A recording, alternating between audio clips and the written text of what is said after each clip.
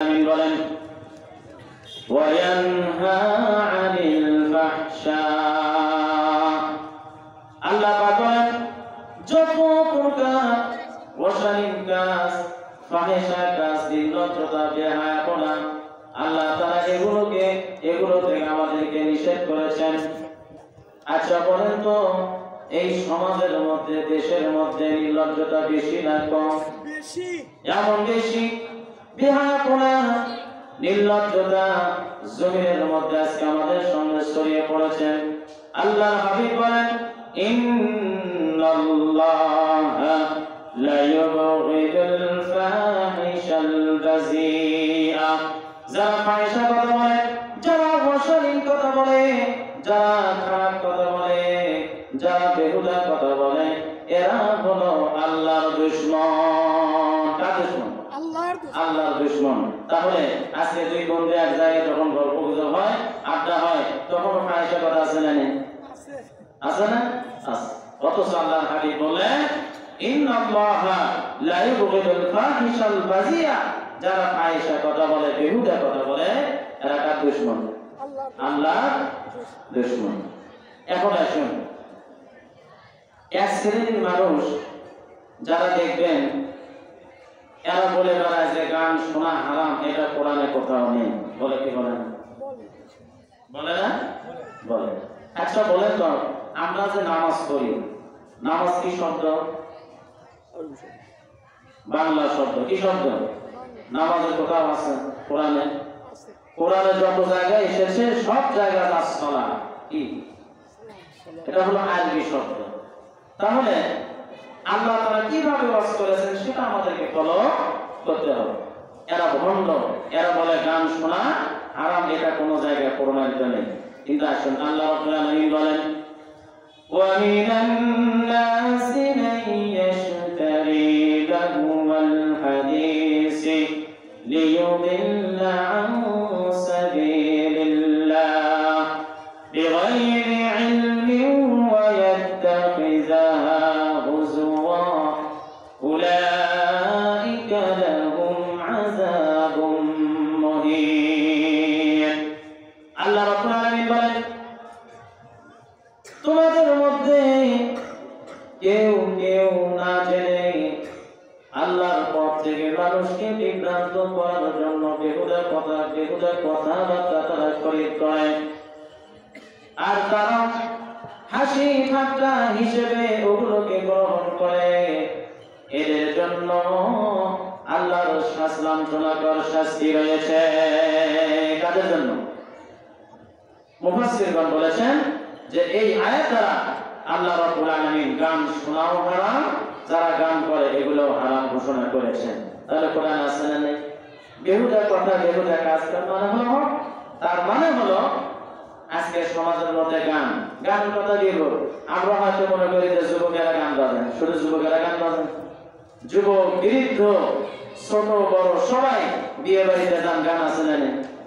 আছে না ভাই? আছে। যে কোনো জায়গায় এমন এমন বক্স বের হয়েছে যে বক্সের আওয়াজে নাকি পর্যন্ত কেঁপে ওঠে, ঠিক কিনা? এগুলো আল্লাহ রাব্বুল আলামিন কি করেছেন? হারাম ঘোষণা করেছেন। কারণ আল্লাহ বলেছেন ওয়ায়ানহা আনিল ফাহশা। যত প্রকার অশালীন কাজ আছে, বেহুদা কাজ আছে, আল্লাহ রাব্বুল আলামিন এগুলো থেকে আমাদেরকে বিরত থাকতে বলেছেন। আল্লাহ রাব্বুল আলামিন বলেন শয়তানের কাজ কি? ইন্নামা ইয়া'মুরুকুম বিস-সূই ওয়াল ফাহশা। আল্লাহ রাব্বুল আলামিন বলেন নিশ্চয় শয়তানের কাজ হলো তোমাদেরকে মন্দ কাজ এবং ফাহিশা কাজের আদেশ দেওয়া। কার কাজ? আর শয়তানের কাজ হলো, আল্লাহ নিজেই বলতেছেন ইন্নামা ইয়া'মুরুকুম বিস-সূই ওয়াল ফাহশা। শয়তান তোমাদেরকে ভালো কাজের আদেশ দিবে না ভাই। শয়তান তোমাদেরকে কিসের কাজের আদেশ দিবে? মন্দ কাজ করো, খারাপ কাজ করো, ফাহিশা কাজ তোমরা করো। এখন ইহুদি, খ্রিস্টান, বৌদ্ধ, মারমা, চাকমা, এদের একটা আকীদা বিশ্বাস আছে না? এদের আকীদা বিশ্বাস হলো দুনিয়ার জীবন আমাদের আসল, তাই মনে করে না ভাই? কিন্তু আমরা যারা মুসলমান, আমাদের একটা আকীদা বিশ্বাস আছে না? সেটা হলো দুনিয়ার জীবন আমাদের আসল জীবন নয়, আসল জীবন আমাদের আখিরাত। কি ঠিক না বেঠিক? মানুষ যখন মারা যায় তারপরে তাদের আসল জীবন শুরু, তাই না? এটা ইহুদি, খ্রিস্টান, বৌদ্ধ এদের কাজ হলো, এদের কর্ম হলো মৃত্যুর পরে কিছুই নেই। কিন্তু আমরা যারা মুসলমান আমাদের আকীদা বিশ্বাস আছে, আর সেটা হলো আখিরাত। সেটা কি? আখিরাত। তাহলে সেই বিষয়ে আমরা যারা মুসলমান আমাদেরকে চিন্তা করার দরকার আছে না? আছে। এই যে দুনিয়া, যে দুনিয়ার জন্য আমরা বেহুদা কথা, তারপরে মিথ্যা রচনা, এগুলো যারা আমরা করতেছি, আল্লাহ রাব্বুল আলামিন আমাদেরকে কি বলেছে? যারা বেঈমান, মুনাফিক, এরা হলো জানোয়ারের মতো। কিসের মতো? খাওয়ার ক্ষতি করো, খাওয়ার ক্ষতি করো। কিন্তু আমাদের হিসাব আল্লাহর হাবিব বলেন, এই দুনিয়ার মূল্য যদি একটা মশা কিংবা একটা পাখির পাচার পরিমাণ হতো, তাহলে আল্লাহ রাব্বুল আলামিন একজন কাফেরকেও এক ঢোক পানি পান করার সুযোগ দিতেন না। কারণ হলো, যে দুনিয়ার কোনো দাম নাই, রাস্তার পাশে কোনো জিনিস যদি পড়ে থাকে, যে কেউ নিয়ে যায়, কেউ বাধা দেয় না। আপনি একটা গাছ থেকে আম করে 10 কেজি আম আপনি বাজারে বিক্রি করতে গেছেন, সেই জায়গা থেকে একজন হিন্দু কেনে, একজন খ্রিস্টান কেনে, একজন মুসলমান কেনে, সবাই খায়। আল্লাহ পাককে কিন্তু বাধা দেয় নাই, দিয়েছে? দেয়। কারণ আল্লাহর হাবিব বলেন, এই দুনিয়াটা আসল জীবন নয়। আল্লাহ রাব্বুল আলামিন বলেন, ওয়ামাল হায়াতুদ দুনিয়া ইল্লা লাইবুন ওয়ালা, পার্থিব জীবন কিরা ও কৌতুক ব্যতীত কিছুই নয়। ছোটবেলায় আমরা খেলাধুলা করেছি, আমরা এক জায়গায় মাটি দিয়ে ঘর বানাইছি, একটু পরে সেই ঘর আমরা ভেঙে ফেলেছি। ওই ঘরে যেমন কোনো আজকে দেখা যায় না, তেমনই ভাবে জীবনের এই দুনিয়াতে আমরা বেঁচে থাকতে থাকতে এই দুনিয়া একদিন শেষ হয়ে যাবে। হযরত জাবের রাদিয়াল্লাহু তাআলা আনহু তিনি বলেন, আমরা কয়েকজন সাহাবী মিলে একসঙ্গে আল্লাহর রাসূলের সঙ্গে একটা জায়গায় সফরে আমরা রওনা হলাম। যাইতে যাইতে দেখি একটা রাস্তার পাশে একটা মরা বকরি, কানকাটা মরা বকরি পড়ে আছে। আল্লাহ হাবিব বললেন, সাহাবীরা, এই যে রাস্তার পাশে একটা কানকাটা মরা বকরি দেখা যায়, তোমরা কি কেউ আসো নাকি 1 দিরহাম দিয়ে বকরিটা তোমরা কিনতে পারো? হযরত জাবের বলেন, ইয়া রাসূলুল্লাহ, ইয়া হাবিবাল্লাহ, নবী গো, 1 দিরহাম কেন? এই মরা বকরিটা যদি আমাদেরকে ফিরে দেন তারপর আমরা নেব না।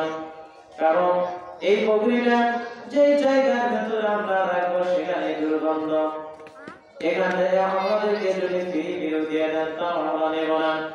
আল্লাহ হাবিব বললেন, সাহাবীরা, এই মরা বকরিটা তোমরা নিকৃষ্ট বলে তোমরা নিতে চাচ্ছ না, অথচ যে দুনিয়ার জন্য আমরা তোমরা পাবো, যে দুনিয়া আজকে তোমরা ব্যস্ত, হালাল হারাম তোমরা যাচাই বাছাই করো না, আল্লাহর কাছে এই দুনিয়াটা এই মরা বকরির চাইতেও বেশি নিকৃষ্ট। ঠিক কিনা? আল্লাহ উদাহরণ দিলেন, মরা বকরির যেরকম কোনো দাম নাই, আল্লাহর কাছে দুনিয়া কিনে কোনো দাম নাই। এই জন্য হিন্দু, বৌদ্ধ, খ্রিস্টান, মারমা, চাকমা এদের বিশ্বাস হলো একটাই, যে খাওয়ার ক্ষতি করো, এরা হলো জানোয়ারের মতো। কার মতো? জানোয়ারের মতো। আল্লাহ রাব্বুল আলামিন বলেন, ওয়ালাকাদ যারানা লিজাহান্নামা কাসীরাম মিনাল জিন্নি ওয়াল ইনস। আল্লাহ রাব্বুল আলামিন বলেন, দুনিয়ার মানুষ, আমি আল্লাহ রাব্বুল আলামিন বহু জিন এবং মানুষকে সৃষ্টি করেছি তাদেরকে জাহান্নামের জন্য। কিসের জন্য ভাই? আল্লাহ নিজেই বলতেছেন, আমি মানুষদেরকে, জিনদেরকে এক শ্রেণীর মানুষ তাদেরকে জাহান্নামে দেওয়ার জন্য সৃষ্টি করেছি। তারা হলো কারা? আল্লাহ রাব্বুল আলামিন বলেন, লাহুম কুলুবুন লা ইয়াফকাহুনা বিহা। আল্লাহ বলেন, ওই শ্রেণীর মানুষ যাদের হৃদয় আছে বিদায় দ্বারা তারা উপলব্ধি করে না। ওয়ালাহুম আ'য়ুনুন লা ইউবসিরুনা বিহা, আমি আল্লাহ রাব্বুল আলামিন তাদেরকে চোখ দিয়েছি, চোখ দ্বারা তারা ভালো মন্দ যাচাই বাছাই করে না। আল্লাহ বলেন ওয়ালাহুম আযানুন লা ইয়াসমাউনা বিহা, আল্লাহ রাব্বুল আলামিন বলেন তাদের কান আছে কিন্তু কান দ্বারা তারা শোনে না, এরা হলো কার মতো। আল্লাহ বলেন উলাইকা কাল আনআমি বাল হুম আদাল উলাইকা হুমুল গাফিলুন। আল্লাহ রাব্বুল আলামিন বলেন এরা হলো তাদের মতো, এরা হলো চতুষ্পদ জানোয়ারের চাইতেও নিকৃষ্ট। নাউজুবিল্লাহ। তার চাইতে রাস্তা দিয়ে একটা কুকুর যায় কি যায়? যায় না? কয় পা? 4 পা। একটা কুকুর, আল্লাহ বলতেছেন এদের জ্ঞান আছে, চোখ আছে, কান আছে, আমি আল্লাহ মেধা দিয়েছি, সব কিছু দিয়েছি, তারপরও এরা চিন্তা ভাবনা যারা করবে না, এরা হলো চতুষ্পদ জানোয়ারের চাইতে নিকৃষ্ট। নাউজুবিল্লাহ। তাহলে আমাদের চিন্তা ভাবনা দরকার আছে না ভাই? আছে। তো আসুন আল্লাহ পাক যেটা বললেন নাম্বার 1 ওয়ায়ানহা আনিল ফাহশা, 1 নাম্বার ওয়াজ করলেন যে তোমরা যত প্রকার বেহুদা, যত প্রকার ফাহিশা কাজ আছে এগুলো থেকে আমাদেরকে বিরত থাকতে বলেছেন। এরপর নাম্বার 2 আল্লাহ বললেন ওয়ায়ানহা আনিল ফাহশা ওয়াল মুনকার, আল্লাহ রাব্বুল আলামিন নাম্বার 2 ওয়াজ করলেন যেটা আমাদেরকে নিষেধ করলেন। আল্লাহ পাক বলেন বান্দা বান্দীরা যত প্রকার মুনকার কাজ আমি দিয়েছি, যত প্রকার হারাম কাজ আছে সবগুলো থেকে আল্লাহ রাব্বুল আলামিন আমাদেরকে নিষেধ করেছেন। এখন হারাম কাজ আপনি দেখেন সমাজের মধ্যে সুদ কম না বেশি? কথা বলেন, সুদ কম না বেশি? বেশি। এটা কি হালাল না হারাম? হারাম। আল্লাহ রাব্বুল আলামিন বলেন وَأَحَلَّ اللَّهُ الْبَيْعَ وَحَرَّمَ الرِّبَا,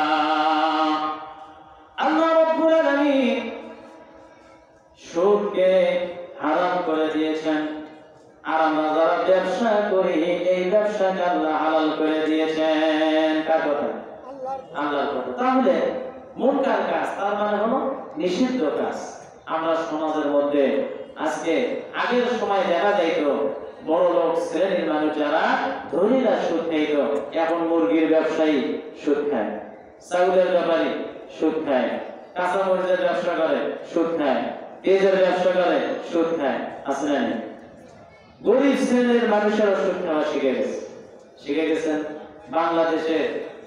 এই জন্য আল্লাহ হাবিব বলেন যে ঘুষ দেয়, যে ঘুষ খায়, যে ঘুষ দাতার মধ্যে লাইন করে দিল, আল্লাহর হাবিব ওই 3 ব্যক্তির কোন আনত করেছেন।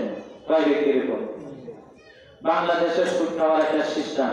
মনে করেন আপনি একটা জায়গায় গেছেন, আপনার খুব প্রয়োজন, এখন এমন দালাল সেট করা যে দালাল এসে আপনাকে বলতেছে ভাই তুমি যে সারের কাছে এসেছো এই সার অত্যন্ত গরম, 20,000-এর নিচে কাজ হবে না। বলে কি বলেন? কথা বলেন নাকি? বলে না? এমন গরম সার যে 20,000-এর নিচে কাজ হবে না। আবার এই দালাল সারের কাছে গিয়ে কি বলে যে স্যার যে পার্টি বর্তমানে এখন এসেছে তারা অত্যন্ত গরম, 5,000-এর বেশি উপরে টাকা দিতে পারবে না। আপনার তো দরকার, কাজে দরকার না? অবশেষে দেখা গেল এই দালাল পার্টির কাছ থেকে 20,000 টাকা নিয়ে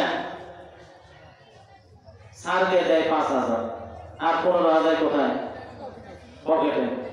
তাই যায় না ভাই? এরকম দালাল আছে না? এটা বাংলাদেশের খাওয়ার সিস্টেম।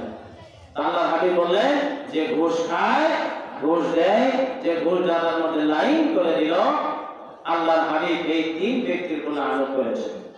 আল্লাহ রাব্বুল আলামিন বলেন ইয়া আইয়ুহাল্লাযীনা আমানু তাকুল্লাহা ওয়া যারু মা বাকিয়া মিনার রিবা ইন কুনতুম মুমিনিন। আল্লাহ রাব্বুল আলামিন বলেন, এ বিশ্বাসীগণ, এ মুমিনগণ, তোমরা আল্লাহকে ভয় করো। কাকে ভয় করতে হবে? আল্লাহকে ভয় করো। সুদের মাধ্যমে যে বকেয়া আছে তা তোমরা বিরত থাকো, পরহেজ করো, যদি তোমরা মুমিন হও। কি হবে? আল্লাহ বলতেছেন যদি তোমরা মুমিন হও তাহলে সুদ খাওয়া কি দিতে হবে? ছেড়ে দিতে হবে। আল্লাহর হাবিব বলেন, যে ব্যক্তি জেনে শুনে এক টাকাও কেউ যদি জেনে শুনে সুদ খায়, রাসূলুল্লাহ বলেন 36 বার জিনা করলে যে পাপ হবে, জেনে শুনে এক টাকা সুদ খেলে তার চাইতেও বেশি পাপ হবে। নাউজুবিল্লাহ। কেউ যদি একবার জিনা করে, হাদিস শরীফের মধ্যে এসেছে তাকে পাথর মেরে কি করে? হত্যা করে। তাহলে এক টাকা যদি আপনি জেনে শুনে সুদ খান, তাহলে 36 বার জিনা করলে যেই পাপ হবে, এর চাইতেও বেশি পাপ, এর চাইতে বেশি গুনাহ তার হবে। মারাত্মক কথা। রাসূলুল্লাহ বলেন, সুদের 70টি স্তর রয়েছে, তার মধ্যে থেকে সবচাইতে নিম্নমানের ক্ষুদ্রতম স্তর হলো আপন মায়ের সাথে জিনা করা। নাউজুবিল্লাহ। কার সাথে? বলেন তো, আপন মায়ের সাথে কেউ জিনা করবেন? তাহলে যারা সুদ খায় সমাজের মধ্যে এই শ্রেণীর মানুষ কম না বেশি? অথচ আল্লাহ বলেন, মুনকার, যত প্রকার মুনকার কাজ আমি দিয়েছি, যত নিষিদ্ধ কাজ আছে এগুলো থেকে তোমরা বিরত থাকো। এটা হলো সুদ খাওয়া নিয়ে। সমাজের মধ্যে মদের আসর কম না বেশি, গান বাজনা কম না বেশি, এগুলো হারাম। লটারি কম না বেশি, জুয়া কম না বেশি। তাহলে এগুলো যদি সমাজের মধ্যে যদি চালু হয়, ওই সমাজ কখনো ভালো হওয়ার আশা থাকতে পারে না। ঠিক না? কারণ এগুলো আল্লাহ রাব্বুল আলামিন হারাম করে দিয়েছে। আল্লাহ রাব্বুল আলামিন বলেন, ইয়া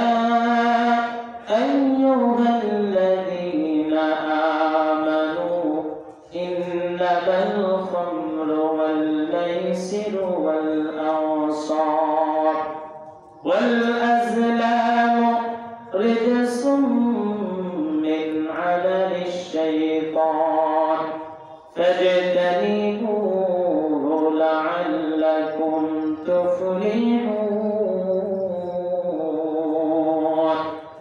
আল্লাহ রাব্বুল আলামিন বলেন, এই বান্দাগণ, মদ, জুয়া, প্রতিমা এবং ভাগ্য নির্ধারণী সমূহ এগুলো নাপাক, এগুলো শয়তানের কাজ। তোমরা এগুলো থেকে বিরত থাকো, যাতে করে তোমরা সফলতা লাভ করতে পারো। তাহলে আল্লাহ ওয়াজ করলে মদ হারাম, জুয়া হারাম, লটারি হারাম, মূর্তি এগুলো হারাম। এগুলো সমাজের মধ্যে বেশি না কম? যদি বেশি হয় তাহলে এই সমাজকে যদি ভালো করতে চান, এই দেশ যদি ভালো করতে চান, এই জাতিকে যদি ভালো করতে চান, তাহলে সব জায়গায় কিসের দরকার? কোরআনের দরকার। কিসের দরকার? কোরআন যদি আজকে সব জায়গায় থাকতো তাহলে অন্যায় হতো না। কারণ চোর যখন চুরি করে, কি করে ভাই? চোর যখন চুরি করবে, কোরআনের আইন যদি থাকে তাহলে কোরআনের আইনে তার কি দেওয়া হবে? হাত কেটে দেওয়া হবে। তাহলে একজন মানুষের হাত যদি কেটে দেওয়া হয়, আরগুলো ভালো হয়ে যাবে, তাই হবে না? কোরআনের আইন, কিন্তু কোরআনের বিচার সমাজের মধ্যে নেই। তো যাই হোক, এরপর আল্লাহ রাব্বুল আলামিন নাম্বার 3 ওয়াজ করলেন, ওয়াল মুনকারি ওয়াল বাগয়। আল্লাহ বলেন, তোমরা সীমা লঙ্ঘন করা থেকে তোমরা বিরত থাকো, জুলুম করো না, অত্যাচার করো না। আজকে সমাজের মধ্যে জুলুম অত্যাচার সীমা লঙ্ঘন বেড়ে গেছে। ঠিক কিনা? বেড়ে যায়নি? বেড়ে গেছে। রাসূলুল্লাহ বলেন, আয-যুলমু যুলমাতুন ইয়াওমাল কিয়ামাহ। যারা জুলুম করবে, যারা অত্যাচার করবে, অহংকার করবে, ক্ষমতার বাহাদুরি যারা দেখাবে, আল্লাহ হাবিব বলে কিয়ামতের ময়দানে এরা শুধু অন্ধকার আর অন্ধকার দেখবে। কি দেখবে? তাহলে আল্লাহ বলেন ওয়াল বাগি, বাগি শব্দের অর্থ সীমালঙ্ঘন করে, জুলুম করে, অত্যাচার করে, এগুলো সমাজের মধ্যে বেশি হয়ে গেছে।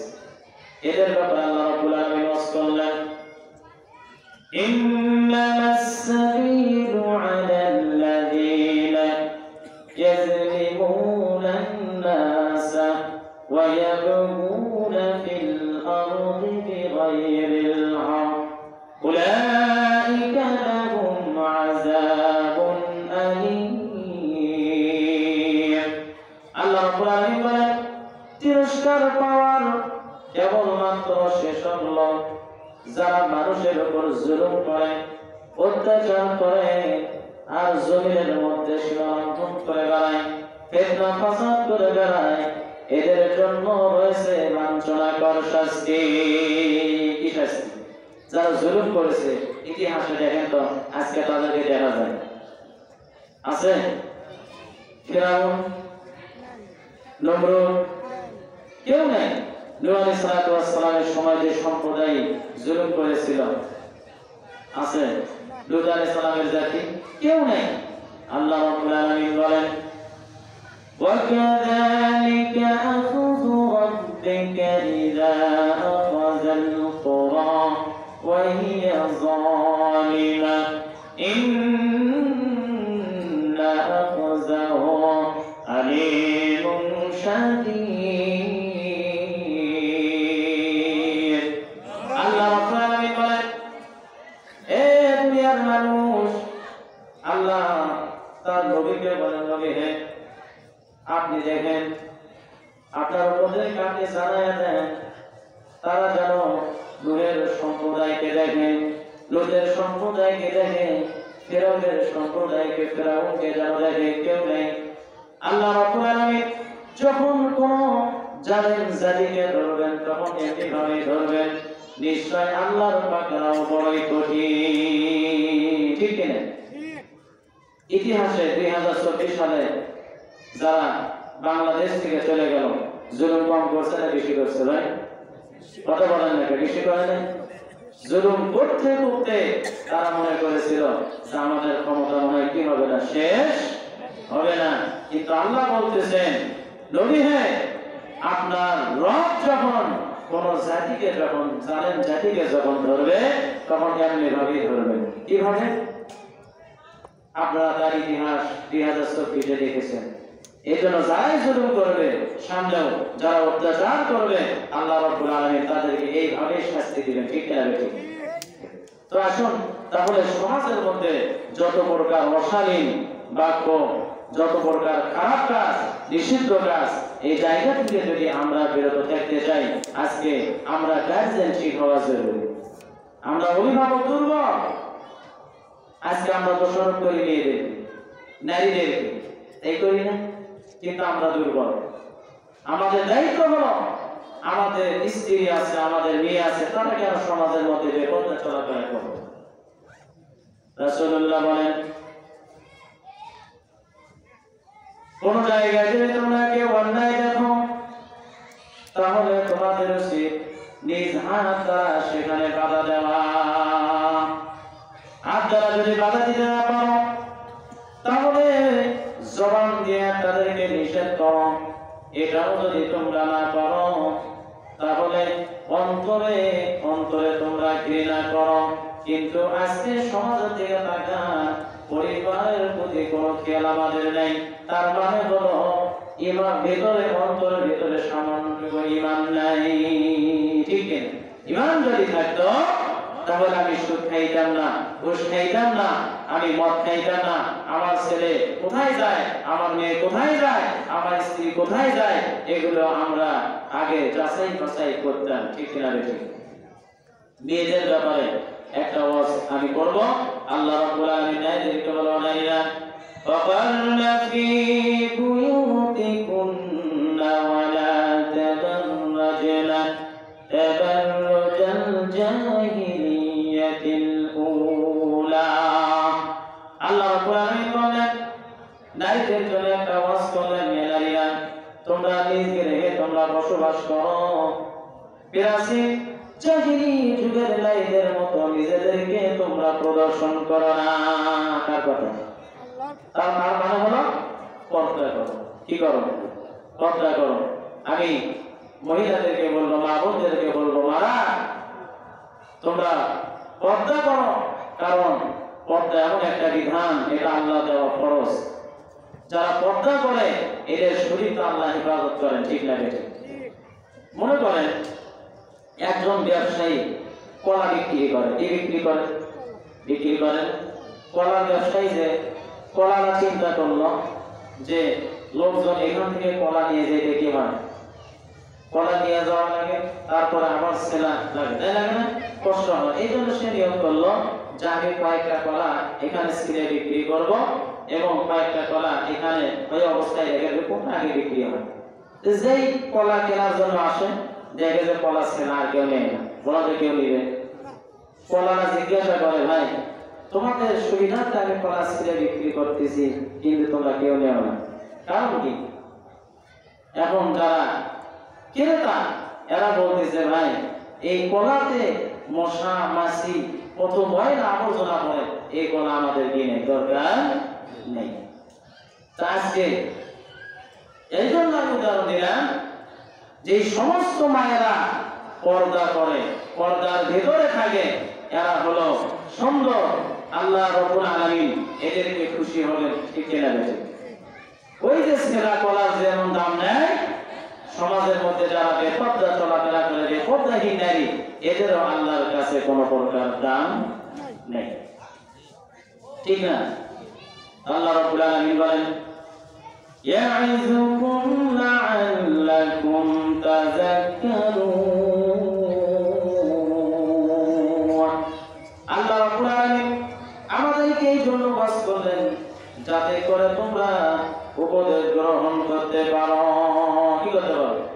উপদেশ গ্রহণ করতে পারো। তাহলে এই যে দুনিয়া, এই দুনিয়া নিয়ে যদি আমরা ব্যস্ত থাকি তাহলে চলবে না। কারণ আল্লাহ রাব্বুল আলামিন বলেন, ওয়ালাদ-দারুল আখিরাতু খায়রুল লিল্লাযীনা ইয়াত্তাকুন।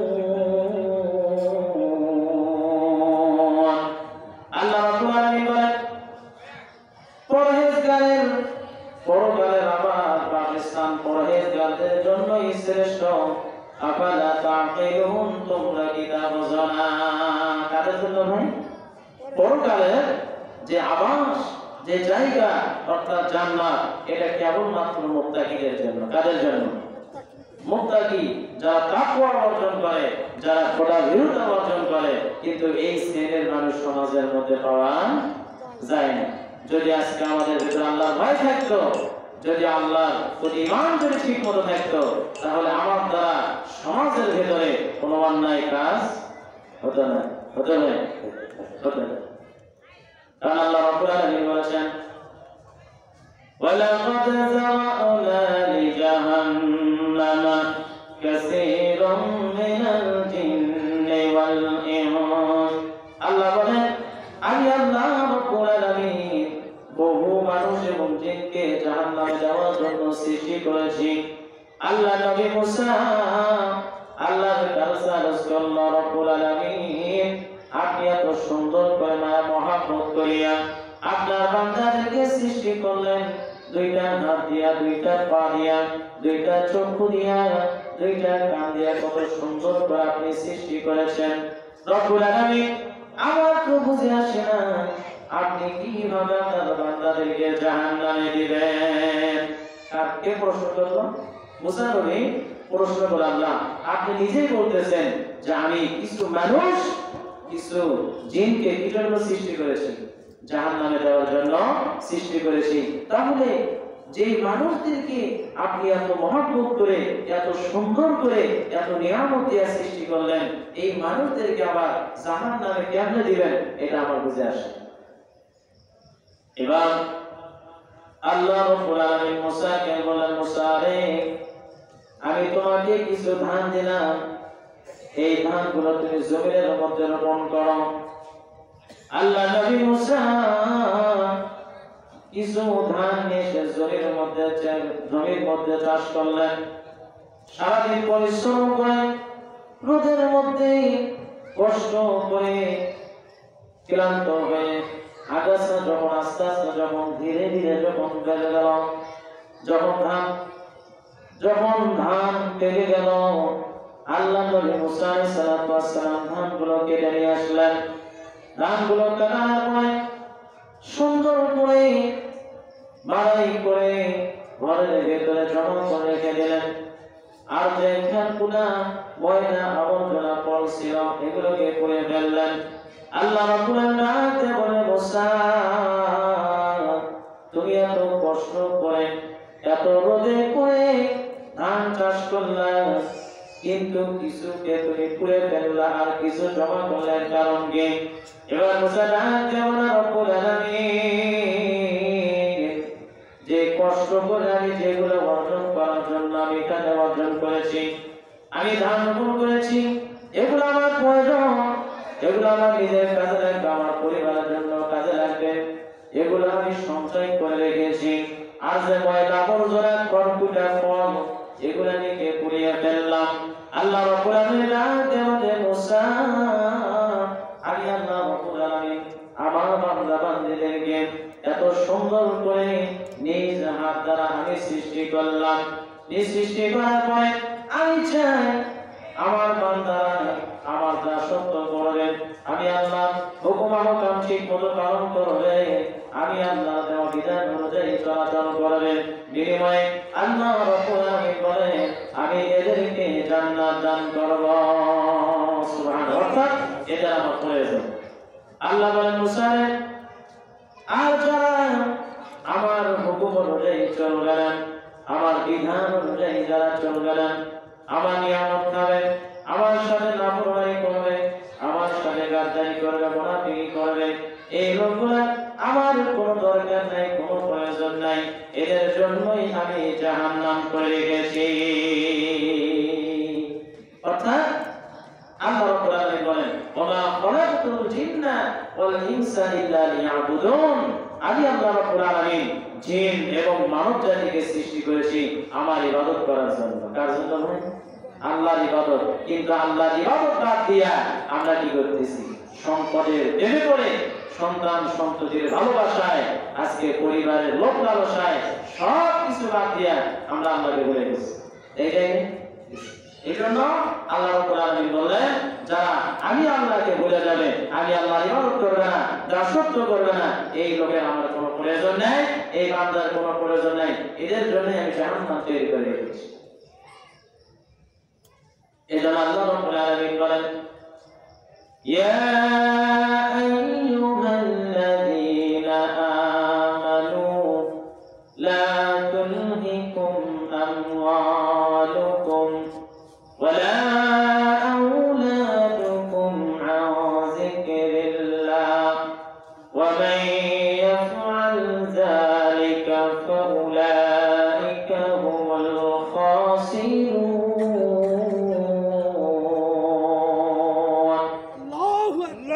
আল্লাহ রাব্বুল আলামিন বলেন, এই বান্দাগণ, তোমাদের সন্তান সন্ততি ধন সম্পদ টাকা পয়সা এগুলো যেন তোমাদেরকে আল্লাহর স্মরণ থেকে, আল্লাহর সালাম থেকে, নামাজ থেকে, আল্লাহর জিকির থেকে তোমাদেরকে যেন বিরত না রাখে।